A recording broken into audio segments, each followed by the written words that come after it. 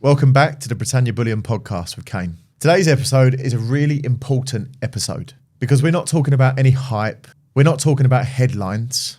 We're talking about the one thing that every single family in the UK is worried about.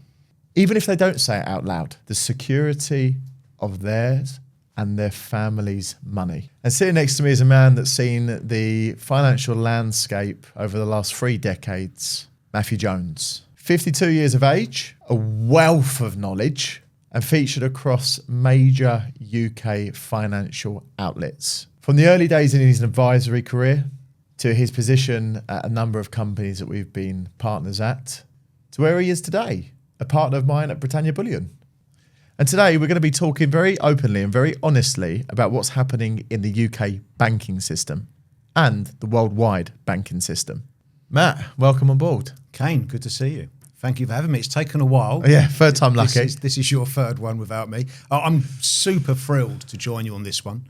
I think after the budget, after Rachel stole Christmas, it's really important for every family.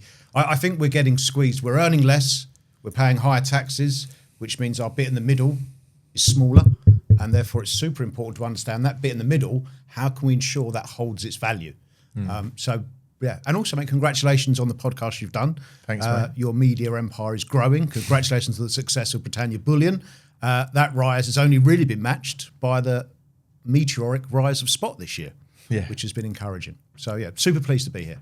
Talking about Spot, so over the last 12 months, we've seen north of now 50% increase. Tax-free for those that took advice and structured their portfolios the right way. Yeah, and that's a big point. Investing into something that is tax-free, that's safeguarded away from any third parties. And also, of course, to take advice. Most people that I speak to or that our team speaks to at their early stages of inquiry, they've got their little heart set on a nice shiny gold bar. That's what we see in the movies, that's on television. I understand. But in reality, if you work with gold bars, you don't take the advice, you're going to be liable for taxation at the end of your investment term. Whereas with a little bit of advice, a little bit of guidance, we can steer our investors or our savers to British legal tender coins, completely exempt. And because there's no taxation, you don't have to declare your gold as well. So you can begin to get a little more privacy where your capital's held, where your capital sits. And I think in a world where we have more and more oversight from our governments and how we live our lives, more and more oversight on our banks and how we spend our money, that little bit of privacy, that little bit of freedom, I think privacy could even become a commodity in its own right moving forwards. And I've written on such. Definitely in a world that under every plant pot you lift up, the small grain of control and privacy we have left is being stripped away from us. It's being eroded by every government decision, whether it's monetary policy, fiscal policy, every budget. We're being taxed at highest rates. We have less control of our money. We don't have access to our money. Our money doesn't exist. It's in a virtual binary code form, which is why I think the appeal of physical, tangible wealth is super attractive. It's really appealing to customers right now, which is why we're seeing such good growth. It's like a self-perpetuating circle as opposed to a vicious cycle, and that more people are buying gold, and in a market which is driven by increase in demand, the more demand, the higher prices, it's more attractive to more people. So we're in that run at the moment, which has got no signs of abating. Economics 101. Yeah. Matthew Jones. Matt, what's the number one thing that you feel that people misunderstand about the banking sector? Not just in the UK, but worldwide, I suppose.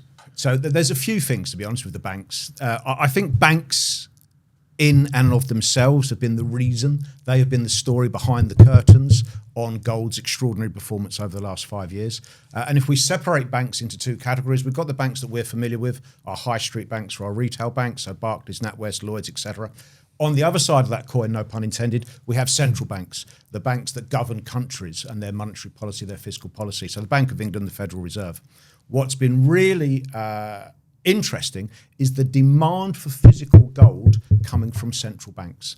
They have been buying over 1,000 tons each and every year. Now that interests me. That value, I mean, a ton of gold is what? Is 100 million?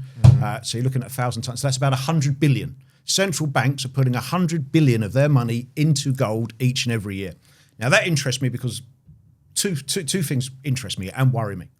I'm interested in that I would understand a central bank would have the best market analysts, the best market forecasters, access to the best economic data models that exist. And if they're doing that research, that analysis, looking at those projections and reporting back to their board and saying, buy gold, buy as much gold as you can, then follow the money, follow the smart money. And the smart money right now is getting out of fiat, getting out of currency, protecting hedging by holding gold.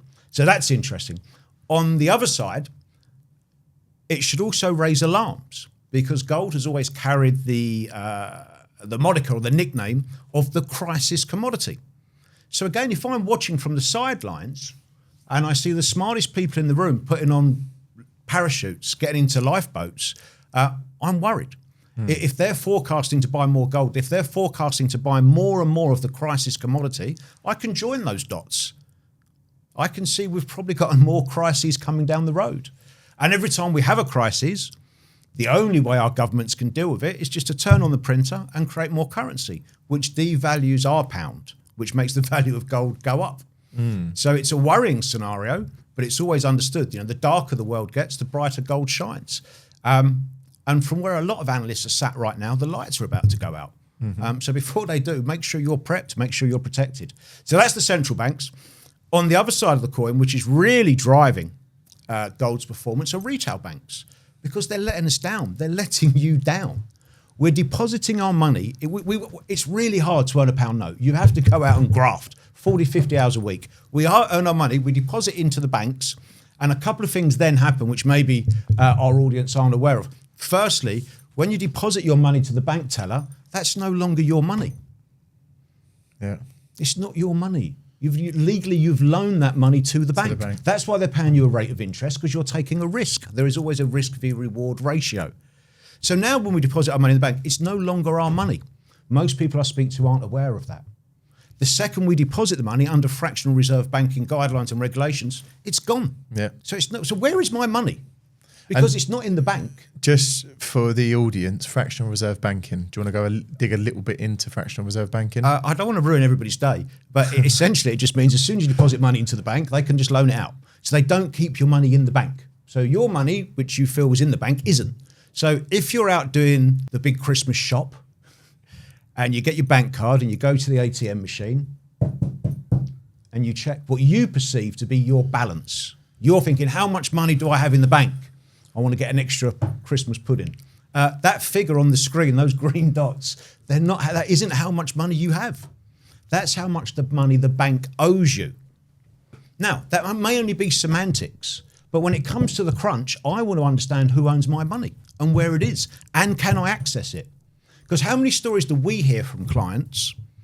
Horror stories, where they go to the bank to pull out money and the computer says no. Sorry, sir. The cashier says no. What do you mean no? It's my money. It's my money. No, Give me my money. No, it's not your money. It's been the performance of banks. It's been banks paying us the lowest interest rates in history. It's been banks paying you negative real interest rates, which is your rate of return from the bank plus or minus inflation. Now, as we understand, inflation has been higher than the rate I'm getting from the bank. Whether we look at CPI, RPI, or the OOH, whatever figure the government gives us, they are manipulated. The government chooses what they put in their virtual shopping basket to tell us inflation's at 3.6% now. Well, that's against a target of 2%, so you're nowhere near that, but 3.6%. Who are they kidding? That's not the way my life is being led. I'm still paying £4.50 for a cup of coffee. How much do you think a turkey's going to be this Christmas? I would have no idea. It's going to be expensive, and I'm dreading having to go and put my order in. Because it's what we spend our money on every single day. Yes, and there's another metric.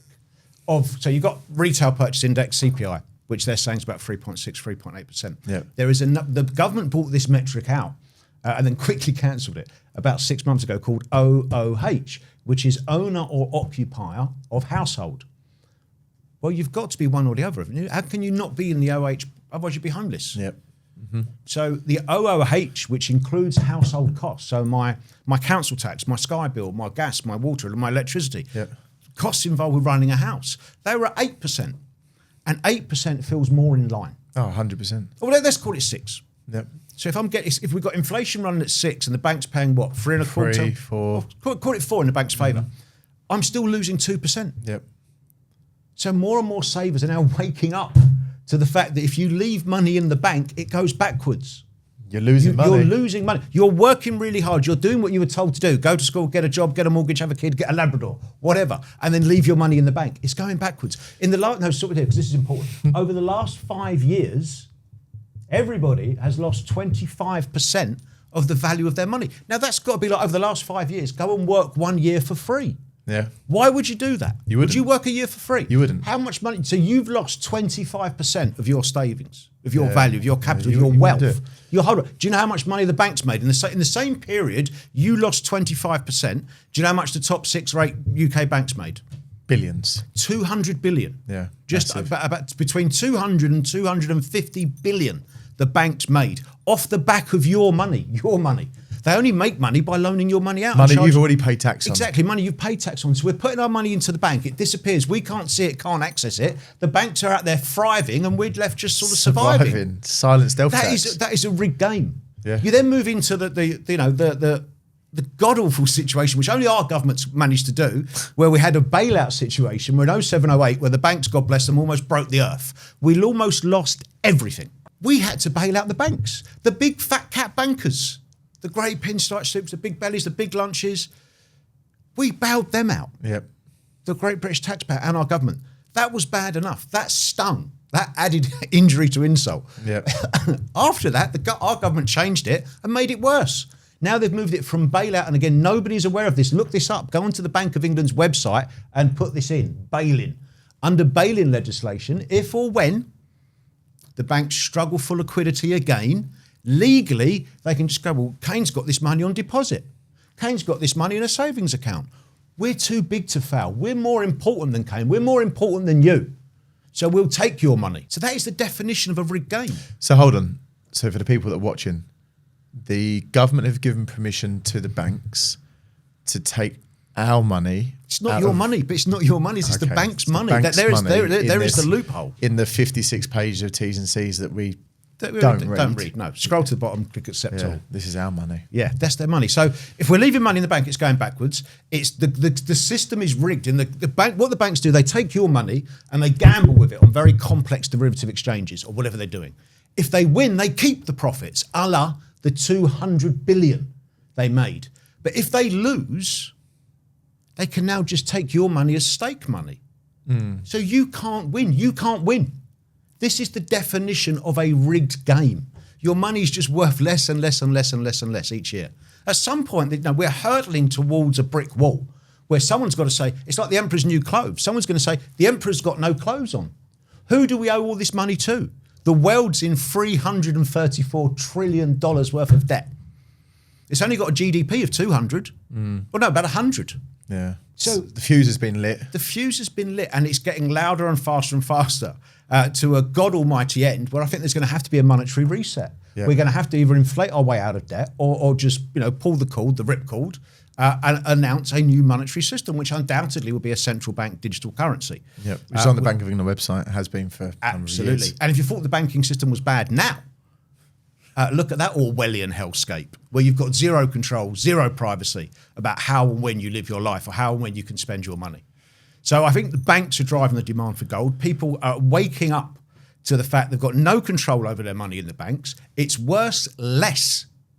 It's worth less. If you leave your money, the longer you hold fiat currency, the less it's worth. Fact. The longer you hold gold, the more it's worth, historically. Fact. Mm-hmm. And every time these lunatics in charge print money like drunken sailors, that creates more monetary units, which dilute the existing monetary units. So our money's worth less. Mm-hmm. So because our money's worth less, we need more of our money to buy the same weight of gold. Mm-hmm. So sometimes gold's performance isn't always gold. It's our monetary policy, our fiscal policy, our addiction to quantitative easing and printing money that devalues the currency, that makes gold look like it's worth more because you need more of that currency, if I've explained that correctly. Mm-hmm. Amazing. Your knowledge terrifying. You're a fountain. This is why I've been trying so hard to get you on here, because you can help these people understand the reality of what we face in front of us. Well, here's the reality, right? You can put your money in the bank where you can't see it, you can't touch it, you've got no privacy, no control, no access. Binary code. Or you can convert that money And that's really what we offer. It's a currency conversion, because the great thing about holding gold is it will never cost you anything. You will never spend a single penny when you're working with Britannia Bullion. All we're going to say to you is, Kane, you've got £50,000 in your bank. That's going backwards in value every year. So what we say is, if you give us £50,000, we will turn around the next day and deliver to your front door £50,000 at market rates of 24 karat investment grade gold. So your net position is exactly the same. You've still got £50,000, but now you're choosing to hold it in gold as opposed to choosing to hold it in sterling. Sterling goes back every year. In fact, gold goes up every year, bar maybe 2 years out of the last 15. So it's a pure, exactly, if we were to go on holiday, maybe not together, but we'd realise that our sterling would be no good in the country we're going to. I'm saying sterling's no good in the UK. I'm not even sure sterling could still put its hand up to be categorised as money. You know, there's certain characteristics money or currency has to. It's got to be durable, portable, transportable, fungible. It's got to be a store of wealth. Well, surely there's an argument to say that sterling no longer stores our wealth. The answer being it's just lost 25%. So if I was to sell you a bucket with a hole in it, you'd say, no, thank you, Matt. That's not good. Without a hole, yeah, but I say, no, Kane, take the bucket. You can fill that up. And you can get your wages, you can fill up your bank account. But like the bucket with a hole in it, those wages are going down. Why would you hold sterling? Yeah. When you can hold gold that only ever goes up in value, historically goes up in value. And then you have to understand, well, is it now a good time? Yes. It's probably one of the best times in history, no hyperbole, to be holding gold. It's probably one of the best times in history, no hyperbole, to be holding gold. The forces, the market factors that drive gold to all-time highs, they're all on our plate. All at the same time. All at the same time. Driving in the same direction. This is what I say to my clients. Everything we've ever needed to see that sends the price of gold north of where we want it to go, profit, seems to all be on the table at the same time at right the same now. time. It is phenomenal. If you'd come to me and I said, look, Matthew, we've got two options. Option on the left. Always split eights. Always split eights. Always X. Option one is you can put your money into this savings account and the ROI over the last 12 months is minus 2%. But it's there on a computer screen if you want it. Or we've got physical gold that over the same period of time where money in the more conventionals lost 2% has achieved north of 50% increase. Knowing what you know and what is around us and the feelings that we can sense at the moment, financially, economically, geopolitically, what would you choose? Of course, now we both would choose gold. Absolutely. Our job is to help you understand why you would choose gold. Well, look, the great thing about investing into gold or holding gold or converting capital into gold, as you say, it's an easy market to understand. Most financial markets are governed by the two most base forms in any economy, supply and demand. Yep. So with gold, we don't even have to worry about supply. Supply is fixed at around 1.5% per annum, or about 3,500 tonnes. But more importantly, it's finite. We can't make any more gold. I'm not being silly, but we can't just turn on the printer like these governments do with money and create more money. We can. What we have, we hold. So there's a fixed amount of gold. So all you have to do then is to look at the demand side of the equation and say, well, is demand likely to increase? Because if demand increases, we'll see uplift in price. And demand would increase for banks failing. Oh, well, the big throughout history, the big drivers that increase demand, the psychological factors of fear and uncertainty. When we're fearful or uncertain, we seek security and stability, which gold delivers in spades. But the market forces, the external forces that drive the demand for gold, historically, be things like war. Well, it's being sort of widely underreported, but we're still very much all eyes on Trump at the minute. Yeah, but we're still very much at war with Russia. Yep. I don't think Israel and Iran have had their last say. And we've still got China and Taiwan to unravel, as I understand, in 2027. So there is wars or geopolitical instability clearly almost embedded into our culture right now. We also have times of high inflation. Now, we've had inflation now running way above the target for maybe the last 5 or 6 years. We've seen double-digit inflation. So I don't believe inflation is going to go away. We also have times of, well, we seem to be swaying, balancing between toppling into a recession. I think in the UK we missed it by 0.1% last year, or last quarter. I think globally there is a real sense of fear that we are going to slip into a global economic downturn. The last one of those in the 70s, gold went up 20x. The last one in 07-08, gold went up 300% over that time frame. So recession, inflation, war. And the other one that maybe we don't focus on as much in the UK is a weakening US dollar. When the dollar's weak, gold surges. And again, if you want to look at supply and demand analysis, I only see a downturn in the demand for the dollar. My next question is, what happens if the dollar collapses? It would be an Armageddon. It'll be a disaster for the US. It'll be a disaster for the Western financial world. Most financial institutions will hold dollars on their balance books. And if that was to lose 10 or 15% of its value overnight on a readjustment, repricing, that could be cataclysmic. And maybe that will be the spark or the catalyst for the East, for China, for the BRICS nations to say, it's okay, we're in charge now. We've been much more sensible. We've been building our framework for the last 15, 17 years. We have a currency which is backed by something. 60% gold, 40% of commodities by the competing currencies on the unit. And that should give consumers confidence that it's not just a piece of paper. The bank says, oh, I owe you £20, I owe you £50. It's backed by physical gold, by physical commodities. Yeah. What do you think of this? So at the moment, very few countries are consuming US dollar because the US dollar is bolting towards $40 trillion of debt. Yeah. Billions of dollars per day payments in interest payments alone. What if America, the 8,200 metric tons that are in Fort Knox, what if they bring that out, priced at $45 an ounce from 1970, revalue it so much higher than where it is now so they can wipe off a lot of their debt? Then they look at the US Treasury bond market, which no one's buying because it's debt backed by nothing. We don't want to buy debt backed by nothing, which is ballooning and ballooning. What about if they then use that gold repriced and peg the treasuries? So every $1 of a treasury is 1 gram of gold. Is there a possibility on that? I think they're more likely to do a similar thing using US treasuries, but using stable coins. And I think they're going to try and inflate their way out, inflate their debt situation away by backing stable coins of US treasuries and issuing more and more and more because there's no limit, and then bringing the inflation back, inflating their debt to a situation where they can afford to pay it off. Otherwise, at the moment, they're having to create almost $1 trillion. They're printing $1 trillion just to pay the interest. So when you create, so this is the problem that people don't understand. Every time US debt increases, there's a 97% correlation rate with the value of gold also increasing. Now, 97%, I'll bet that.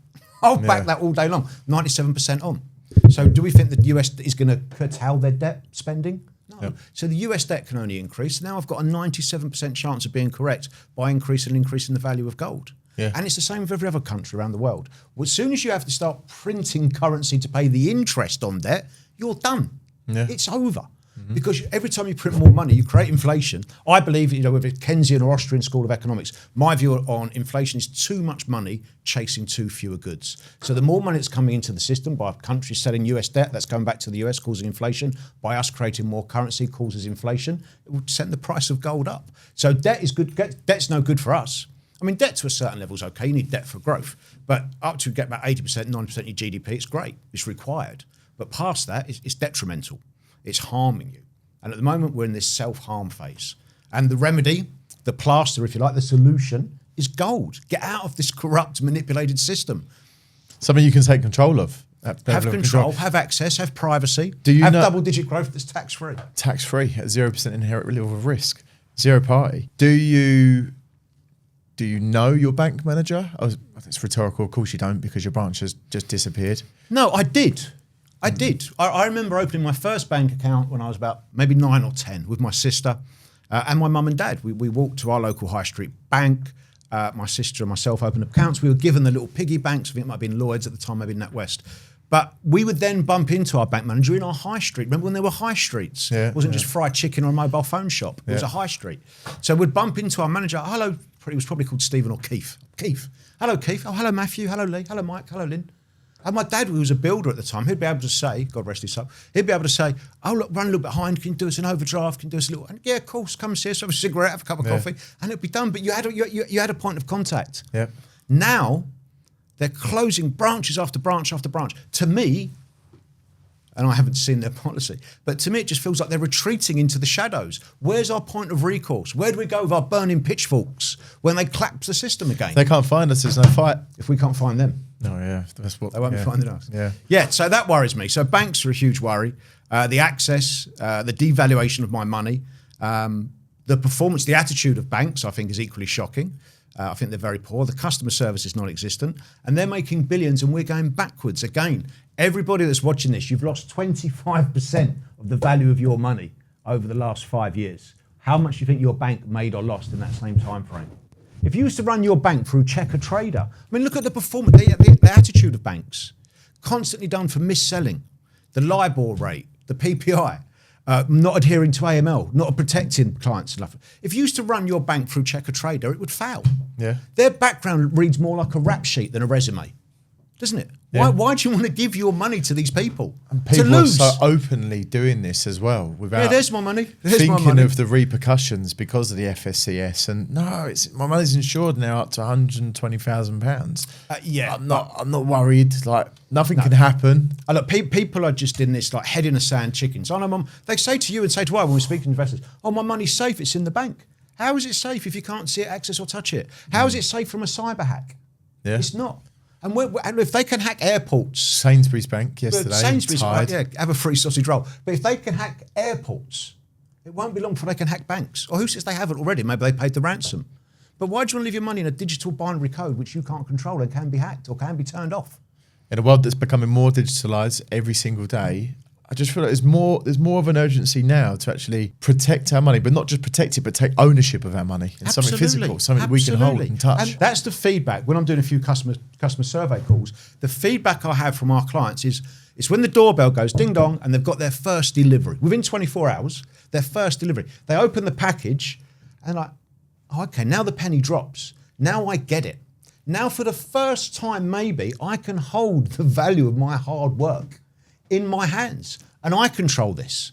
Unless I wake up in the night and throw a coin out the window, when I wake up in the morning, it will all be there.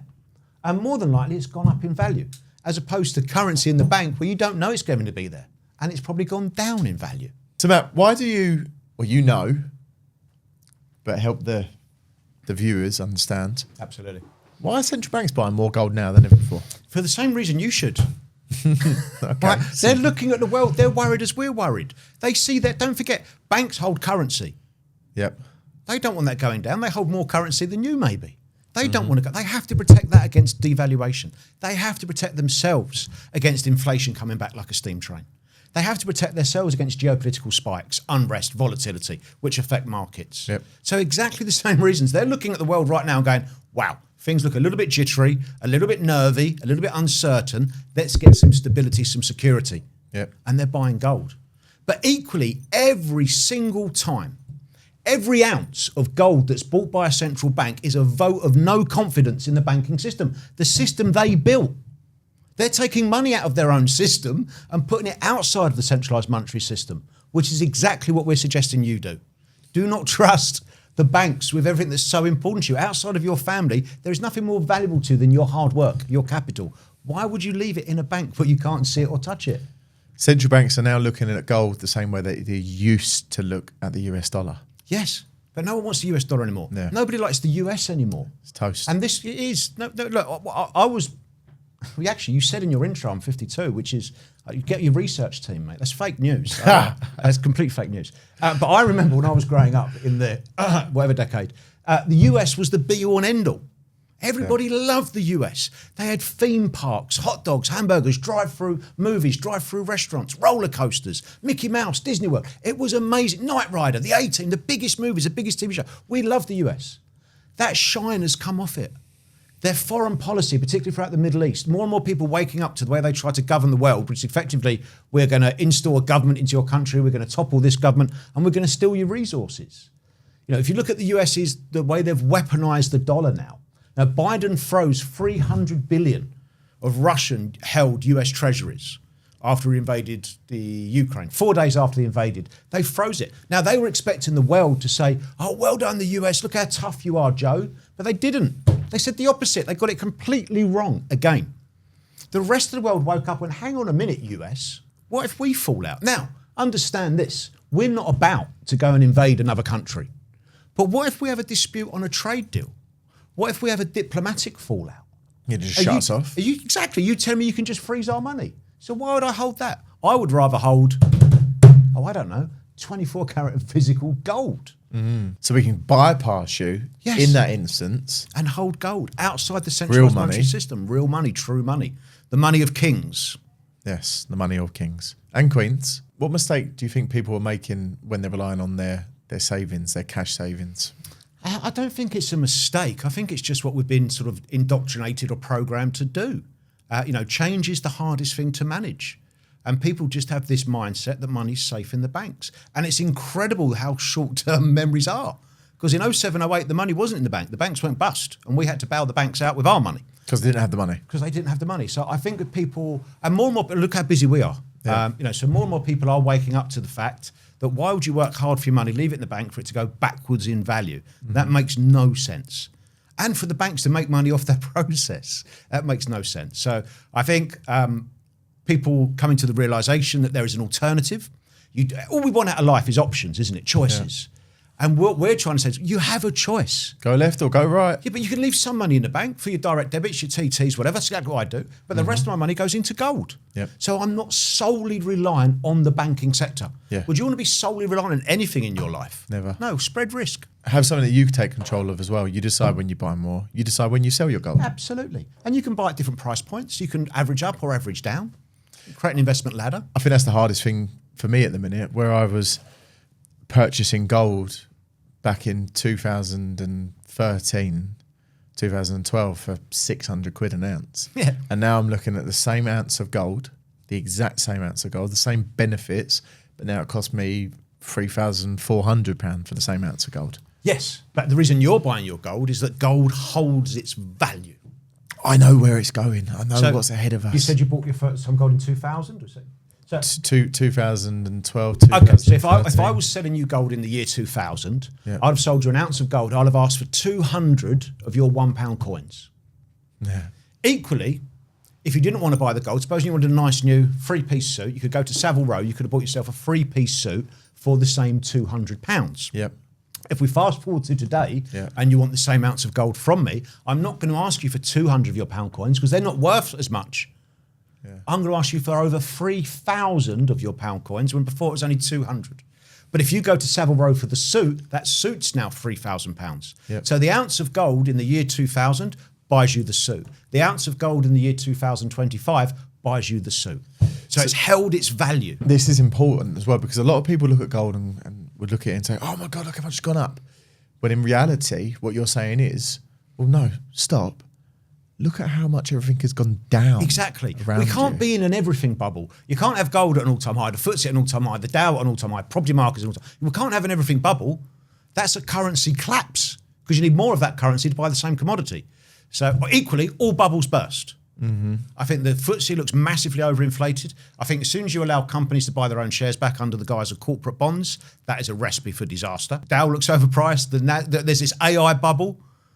Which looks apparently for the AI not to be a bubble once they finally launch AI, but it's not exactly a product you can wrap and sell. It would have to have revenue of 2 trillion. And yet Apple, Amazon, Facebook, Netflix, etc., they don't even turn 2 trillion.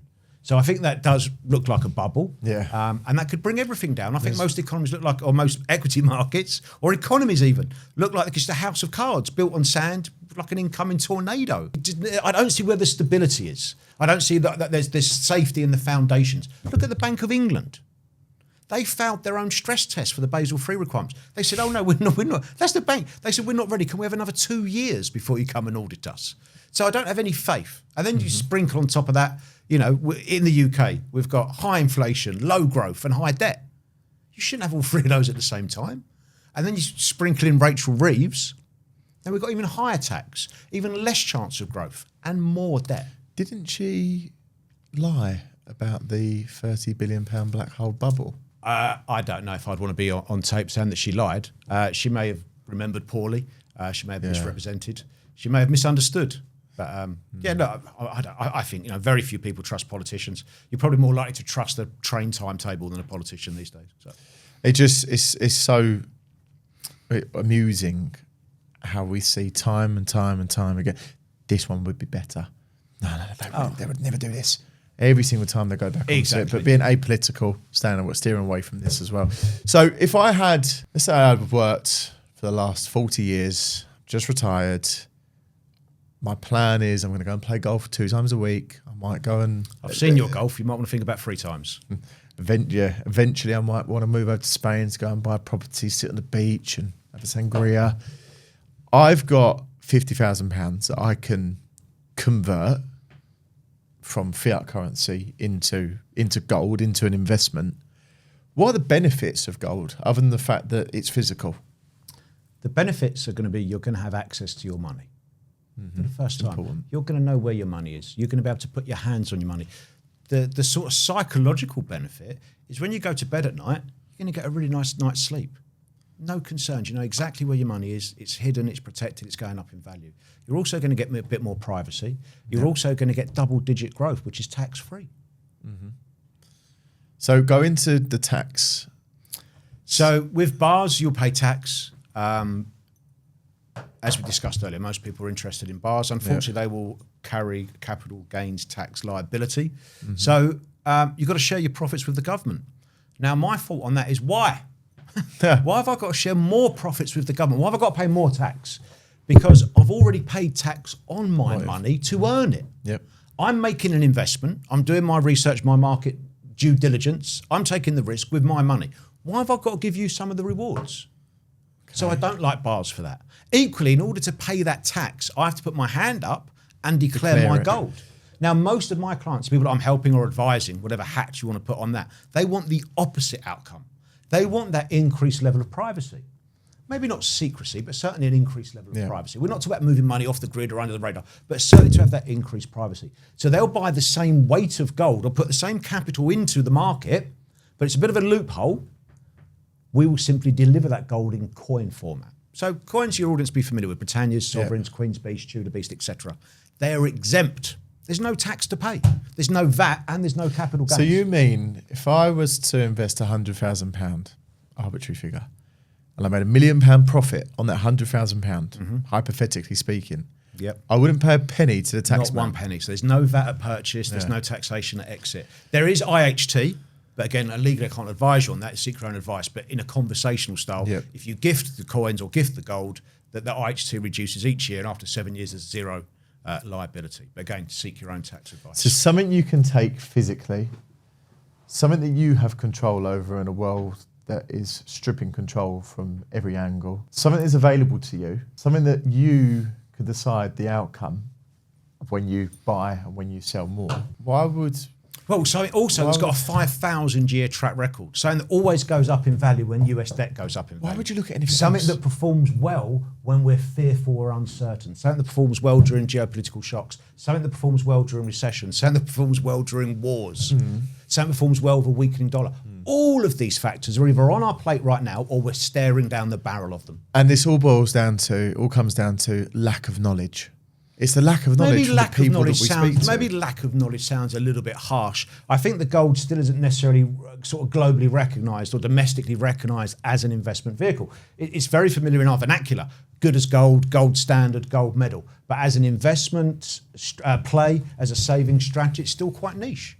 But obviously, we're doing a lot to spread the good word. More and the retail. more people that hear it, it's really difficult to sit there and say, oh, okay, that's an interesting argument, Kane and Matt. Let me think about that. No, I'm going to stick with fiat and watch it go down. So when you do spread the good word, you're able to sit down with people and have conversations, 99 out of 100 times, people say, right, where do I sign? Yeah. Get me out of this fiat. I finally can hold my money. And more people are now waking up, more so now than ever before, Well, I for the think retail sector. I think there's a growing distrust, or not distrust, there is an increase in lack of faith with our successive governments and banking sector. I think, you know, the Iraq war didn't help, COVID didn't help, and people constantly losing money now being the highest tax burden since the Second World War. Adds to that pain, fuels that fire, that angst, that unease, that want for something else, that reason in the back of our brain that something's not right. I need to get out, get away from this. Stop the ride, I want to get off. What's your prediction for next year? 25% minimum. Minimum 25%. Tax-free. Tax-free growth. And that's governed because the market forces that have driven the last 2 years, they're still in play. Okay, the war with Russia and Ukraine, that may subside. And let's hope it does. You know, absolutely. Yeah. But the other forces, a weakening dollar, times of inflation, other geopolitical shocks, global recession, they're still very much in play, spearheaded by the demand from central banks. The biggest, smartest players in this space, if not in the world, they're buying as much gold as they can. £100 billion a year. That's their gap. That's their, put your money where the mouth is. Okay, there's 100 billion this year, next year. They're buying all the gold. Gold could become, we're already past peak gold, which means there's less gold left than we've mined. Now, when we wake up to that, don't panic buy toilet rolls. What's the first thing people do? Go and buy it. Yeah, when people are aware that there's less and less gold left, what do you think is going to happen to the price with that spiking demand? There's an image I've seen, and we'll put it onto the screen. The image is gold at £1,000, and there's two people in the queue at the kiosk. And there's another image, gold at £5,000, and there's a queue of 50 people. It's human psyche, human nature. We're creatures of habit. We don't like change. And also we like to do things in groups. We feel more secure. Yeah. So when everyone's doing it with FOMO, then we'll do it. Yeah. But our clients that we've been working with for the last 10, 15 years, they were at the front. They were the first people to this party, and they're the ones having the best time. Yeah. People turning around now and saying, I can't believe it, Kane. Yeah. What can't you believe? Oh. The profits I have made, the risks that I inherited, which was minimal, if not nothing, zero, to be in a position where I can control the outcome. I need to move abroad. I'm moving abroad now because I'm getting out of this country for whatever the reason. I'm selling my gold at 50% profits, etc. as a figure. They're blown away. Absolutely. And they buy again. I think about 88% of our clients buy again from us within 4 weeks of purchase, which is just testament to, the first trade is a little test exercise. I'll just buy a small allocation of gold to test you guys out, test your advice, your delivery, etc. And then once they're happy, and then they see the growth in gold, which has been about 5 or 6% a month this year. You'd have to leave your money in the bank a year and a half to get 6%. People are seeing it in a month in gold with no risk, with the access, with the privacy, with the control, out of the centralised system. 25% in a year, very, very healthy level as a return. It's a phenomenal Take into return. Consideration the risk aspects of investing into gold too. Ordinarily, any investment comes with a risk v reward ratio.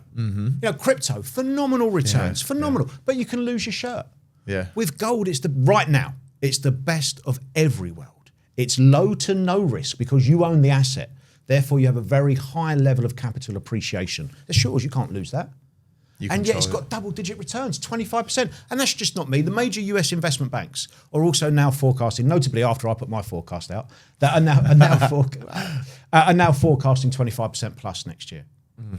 Phenomenal. You've got some big names as well up in their forecast. JP Morgan, Goldman Sachs, Societe Generale. Yeah, the big players are all forecasting it. Because they know where gold's going to go. Or more importantly than where gold's going to go, they know what's happening with the fiat currency system. Exactly. It's every other market they can see. Because gold is like a domino.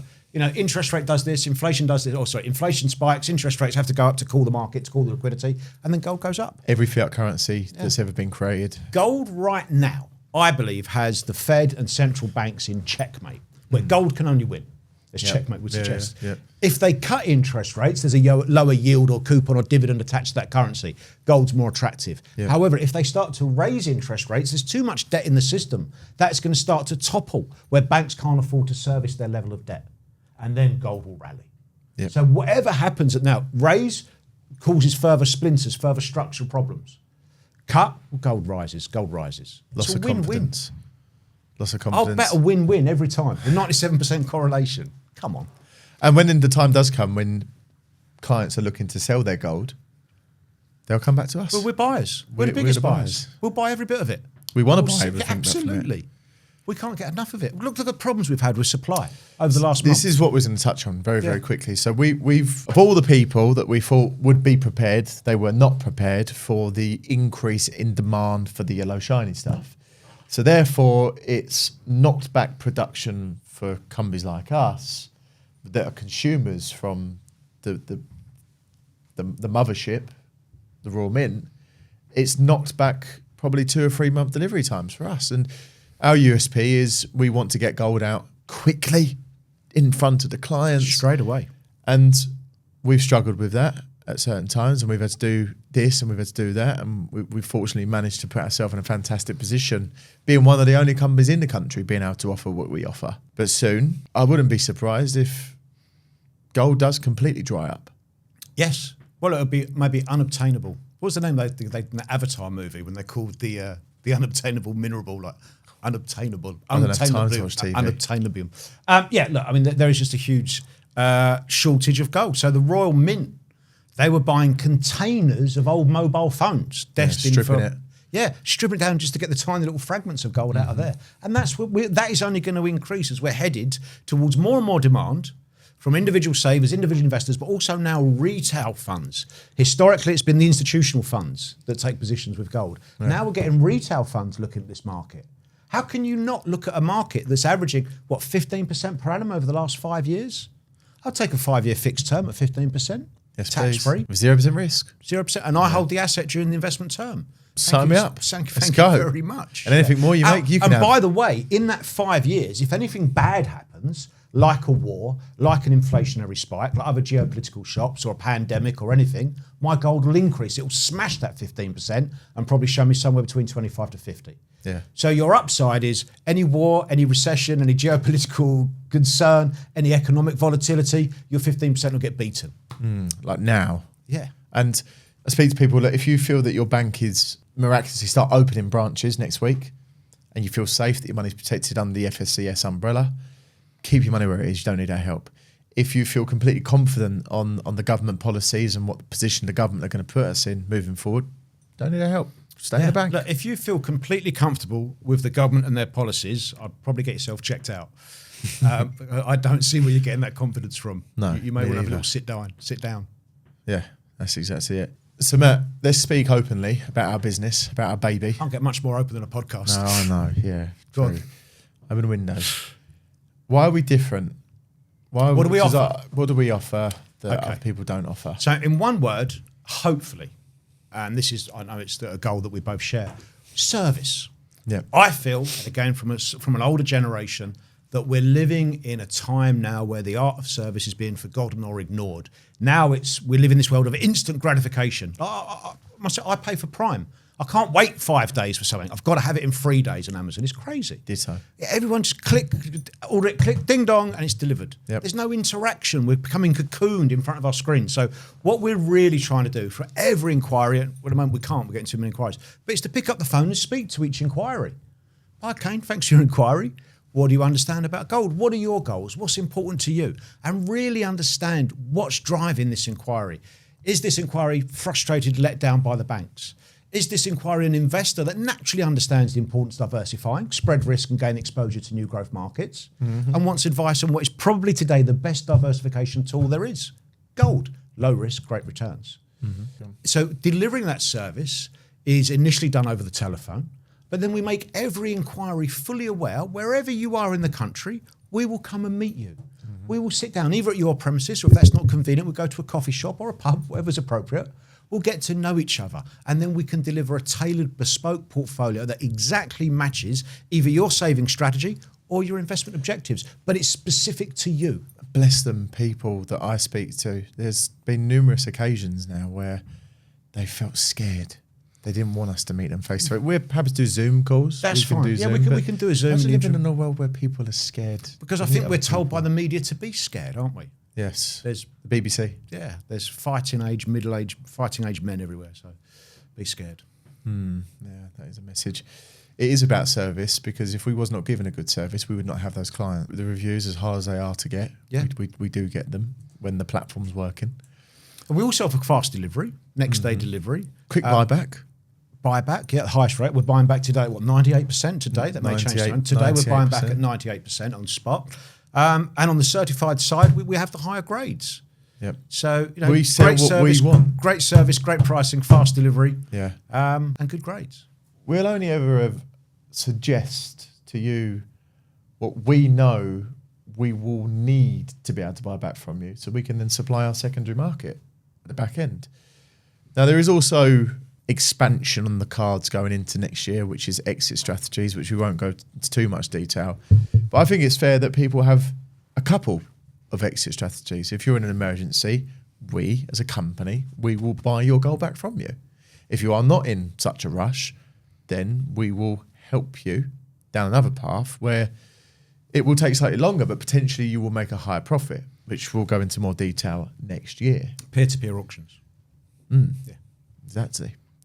Which hasn't been done. No. Thus far in the UK for modern. The technology is proven to be extraordinarily tricky to. It costs a lot of money and a lot of our time. Yeah. Thus far. But look, there's teams on that will launch, I'll imagine, Q2, Q3. Yes. Big year next year. Huge. Goals are where we want to go, people that we want to... The goal for us is to try to help as many people understand the benefits of investing into gold. Or just not the benefits of investing into gold, but the sort of pitfalls or the worries or the concerns with your current strategy. Staying where you People will are. say to me, I'll explain gold to people, and they'll say, oh, that just sounds like it's too good to be true. Double-digit growth, access, control, etc. Yeah. I said, no. It's not that gold's too good to be true. It's what you're doing now is too poor to continue. Yeah. Why would you accept losing money? Yeah. It's not too good to be true. It's what you should be doing. And here's the facts in black and white. Yeah. With a 5,000-year proven track record. Yeah. We're And not- again, the biggest, smartest banks on the planet buying more gold than they can possibly get their hands on. Why would you not copy them? Banks are taking money out of banks. Every time a bank buys an ounce of gold, it's a vote of no confidence in the banking system. Otherwise, they'd leave their money in the banking system, the system they built, They the know. system we funded. They know what's about to happen. They know what's around the corner. Matthew Or Jones if knows they what's about to don't- happen. Even if they don't know what's around the corner, they're protected. They've got their seatbelt on. Yep. So when it does all blow up, They're protected. They're covered. oh, but we did try and give it's you. crashed. We tried to give you warnings. Yeah. We tried to tell you about this, but you didn't listen. Here, and here, and here, and here. It's crazy. It is. I would want to hold my money. My money is also for my daughter, for my family. And I want to make sure it's there to pass on. How can you pass on CBDCs that don't exist?